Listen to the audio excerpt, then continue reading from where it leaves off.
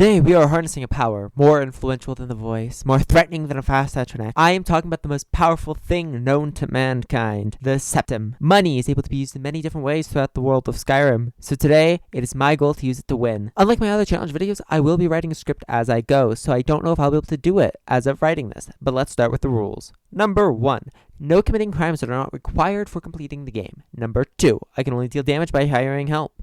3. I can only use shouts that are required for progression. 4. I am only allowed to use exploits and glitches that save time, but nothing else. 5. I'm not allowed to make things for the purpose of me using them. 6. No restoration magic in combat. It makes everything way too easy. 7. Whenever given the chance, I must bribe people. So, as always, let's begin a character creation. I chose to play Imperial so I can find extra golden chests. I chose to go with Rayloff because he allows me to get better gear for selling, and a heavy armor set that I can take from the captain. I leave Helgen running by all the other enemies and taking any loose gear on my way. I then stop at the Guardian Stones and take the Thief Stone for the boost to speech, alchemy, and lockpicking. While in Riverwood, I use my inventory reset glitch to sell all of my gear, getting a total of over 500 gold. I then go into Whiterun's Arcadia's Cauldron, buy alchemy ingredients, make potions, sell them, then repeat by using the inventory reset glitch. I do this to level up my alchemy and speech. I do that loop until I run out of money, ending with level 22 alchemy and level 20 speech. Then I leave to go back to Bleak Falls Sparrow. The main worry I have right now is that leveling up alchemy and speech so much that I accidentally make the enemies more difficult. So in Bleak Falls Sparrows, I run by all the enemies, punch down Arvel the Swift, wait for Skeevers to kill him, have the Draugr Overlord follow me into a trap and die. I then fast travel back to Riverwood, return the claw for the money, and sell all the gear I got. That leaves me with 1,271 gold. I take this money and go back to Arcadia's Cauldron and repeat the loop for levels. This time, however, I make enough money from the potions that I gain money over time instead of losing it. Because of this, when I reach level 33 alchemy, I purchase training in it to speed up the process. I do this until I reach level 59 in alchemy. Then I leave to go into Markarth to hire Vorstag. I then fast travel back and give Farengard the Dragonstone. Then I leave Irileth to Dragon Attack and realize what the true problem with this run's gonna be.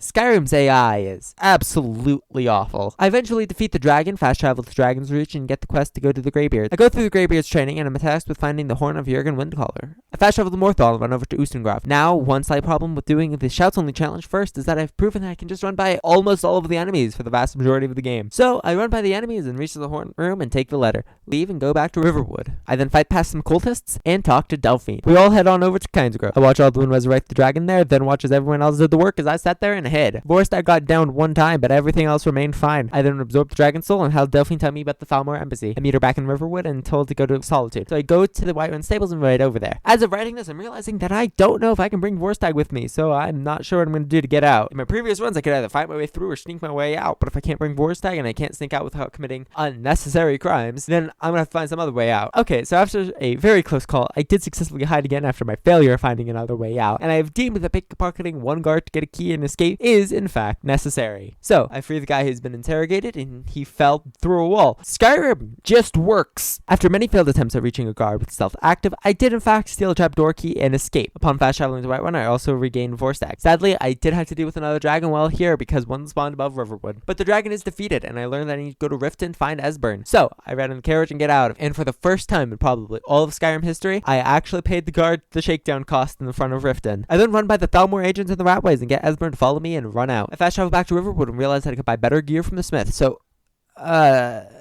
never mind. I guess I can wait to do that later.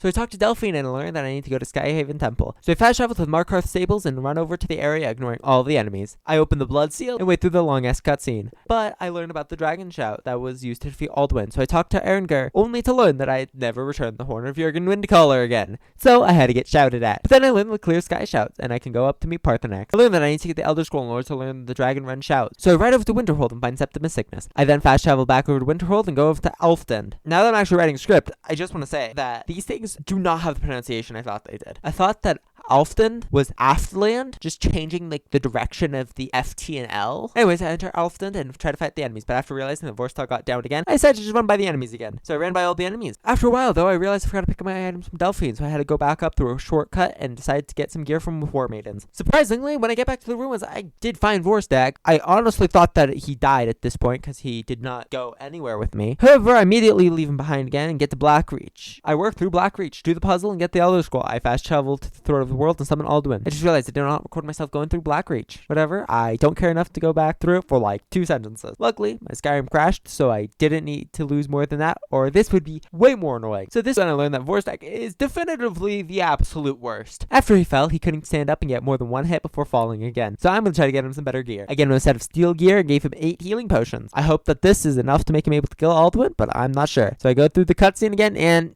Alduin, you good there, bud? Skyrim is it's so well made with absolutely no glitches.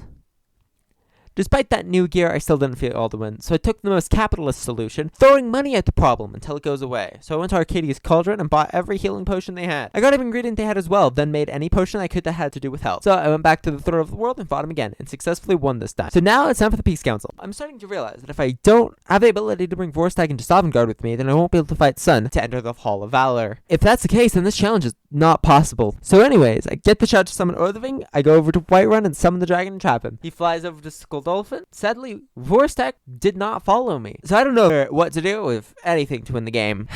So, ran into an issue. This Draugr must be killed in order to progress, because it has the Dragon Claw. But I don't have my Hireling anymore, so with the rules I defined at the beginning, no! I cannot beat the game, because Hirelings don't follow you to Skuldolphin. But that leads to a new question. How many enemies do I need to kill by myself in order to beat the game? In order to test this, I opened the save right before I left, took the gear from my Hireling, and ran to Skuldolphin. I ran by the enemies again to reach where I was before. I easily kill the Draugr and run into Sovngarde. I fight past Sun and get help from the heroes of Sovngarde. I do nothing as everyone else fights Alduin. Then I have to bop Alduin, which brings me to kills I have to do to 3. So this, I would probably rate this like a 4 out of 10 for fun, because I did not like this challenge very much. I would also give this like a 5 out of 10 for challenging, because you just kind of sit there and let everyone else do the work 90% of the time. And I would give this a 6.5 out of 10 for time consuming, because trying to have Skyrim AI versus Skyrim AI, not very effective. I would rate this just above Shouts Only, because I don't think anyone will be lower than that. So in first place is No Skills. In second place is Pokemon Master.